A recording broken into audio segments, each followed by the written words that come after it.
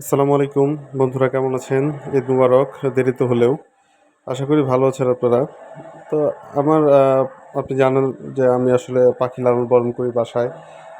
চাকরির পাশাপাশি কিছু শখের পাখি আছে বাসায়, কিন্তু এরা প্রায় ১-২ মাস পর পর কিছু বেবি আসে। তো ৬ মাসের মধ্যে বা ৭ মাস হয়েছে মনে হয় মেবি, এর মধ্যে ৩ বার বেবি চলে আসছে। তো আমি অলরেডি ২ বার দিয়ে এসেছি বেবি পেট হাউসে। এইবার তৃতীয়বারের মতো আবার বেবিগুলো দিয়ে আসতেছি। কিছু ককাটেলের বেবি আছে, বাজরিগরের বেবি আছে, যেগুলো এখন আমি প্যাট হাউসে দিয়ে আসতে যাচ্ছি। কারণ আমরা ঈদে বাড়িতে যাব, কুরবানি আছে। কুরবানি ঈদে ২-১ দিন থাকা লাগে বাড়িতে যেয়ে। তো রাস্তার মধ্যে যেটা হয়েছে, আমার কাছে মনে হয়েছে যে এটা কেয়ামতের নগরী। মানুষজন একদম বেরিয়ে আসছে রাস্তায়। অল্প একটু জায়গা, প্রায় ২০০ ফিটের মতো জায়গা পার হইতে আমার প্রায় ১০ মিনিট সময় লাগছে। মানে একজনের পিছনে একজন সিরিয়াল ধরে যাইতে হচ্ছিল, অনেক ভিড় ছিল। তো তারপর যেটা হয়েছে, আমি রিক্সা নিয়ে প্যাট হাউসে চলে গেলাম, আরমান ভাইয়ের দোকানে, যেটা গাজীপুর রাজবাড়ী রথখলায় অবস্থিত।